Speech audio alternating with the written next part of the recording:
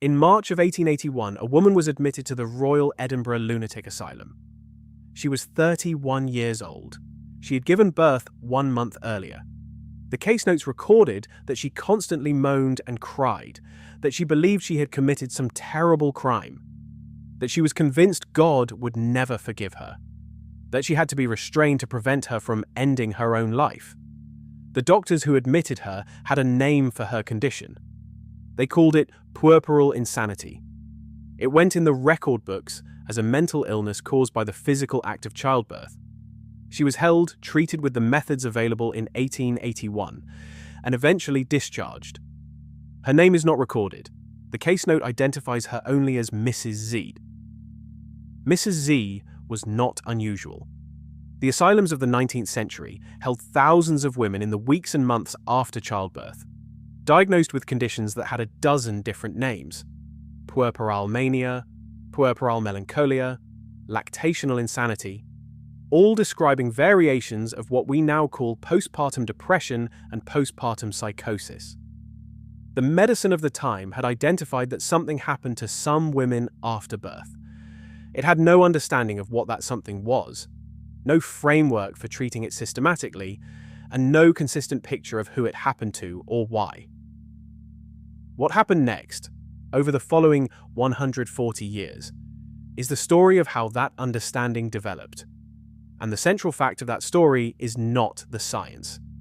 It is that the women who experienced this illness had to fight, for most of the 20th century, simply to be believed. By the early 20th century, the understanding of postpartum mental illness had not substantially advanced from Mrs. Z's case notes. Women who experienced severe depression, anxiety, or psychosis after childbirth were still treated primarily within psychiatric frameworks that viewed them as exceptional cases. Women who had been too weak, too neurotic, or too poorly constituted for the demands of motherhood. The culture around them reinforced this. Motherhood was presented as the natural fulfillment of womanhood. A woman who was not happy after having a baby was not simply ill. She was, by the logic of the culture, failing at the most fundamental thing women were supposed to do well. The shame attached to that failure was enormous, and shame kept women quiet. For decades, postpartum depression existed primarily as a private suffering, managed in private, rarely discussed with doctors, almost never discussed publicly. When women did bring their symptoms to physicians, the responses were often what you might expect from a medical system that had not developed adequate frameworks for the condition. Rest was prescribed. Tonics were prescribed. Attitude adjustments were suggested. Women were told they simply needed to adjust to their new role. Women were told they were being dramatic. Women were told that their feelings were a choice. For much of the 20th century, popular and medical voices blamed women who had emotional and mental distress after childbirth for their own suffering. The illness was real. The experience was documented. The dismissal was systematic. What changed was not a single medical discovery. It was women refusing to accept the dismissal. In the 1980s, a group of women who had survived significant postpartum mental illness, not researchers, not physicians, women who had been through it, began organizing. They founded support groups. They shared their experiences with each other and then, slowly, with the public. They connected with a small number of physicians who took the condition seriously. Coalitions of maverick psychiatrists, psychologists, and women who themselves had survived substantial postpartum distress fought to legitimize and normalize women's experiences. They argued that postpartum depression is an objective and real illness, and fought to avoid it being politicized alongside other fraught medical and political battles over women's health. This was not straightforward.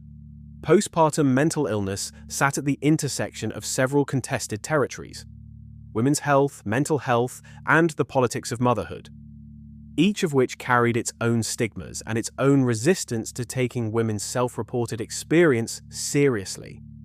The activists were told they were medicalizing normal new mother adjustment. They were told that pathologizing postpartum mood changes would discourage women from seeking motherhood. They were Told that the numbers were too small to justify clinical attention, they pushed back. They collected stories. They documented prevalence. They insisted that the experiences they had survived were not personal failures or character defects, but a medical condition that required medical acknowledgement and medical treatment. Here is what the science eventually confirmed. Postpartum depression affects approximately 10 to 15% of all new mothers. Postpartum anxiety, which has historically received even less attention than depression, affects a similar proportion. Postpartum psychosis, the most severe manifestation involving hallucinations, delusions, and the kind of break from reality that Mrs. Z experienced in 1881, affects approximately 1 to 2 per 1,000 births. These are not small numbers. In any year, in any country, a substantial percentage of the women who give birth are experiencing a clinically significant mental health condition in the weeks and months that follow. The biological mechanisms are now understood to involve the dramatic hormonal shifts that accompany delivery.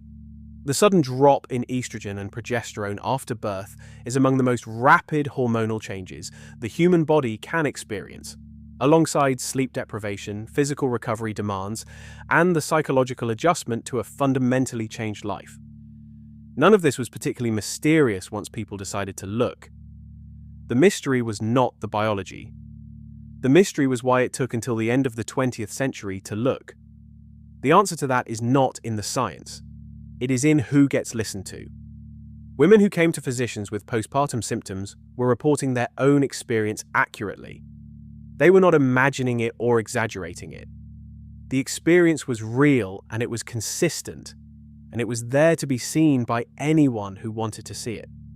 The 140 years between Mrs. Z's admission to the Royal Edinburgh Lunatic Asylum and the establishment of standardized screening protocols for postpartum depression in maternity wards is not a story of scientific ignorance. It is a story about which kinds of suffering get taken seriously, and whose account of their own experience is trusted. That is the history they do not put on the discharge forms handed to new mothers. Not because the progress isn't real, it is. Postpartum depression is now screened for, named, and treatable. Women are no longer routinely sent home and told to adjust their attitude.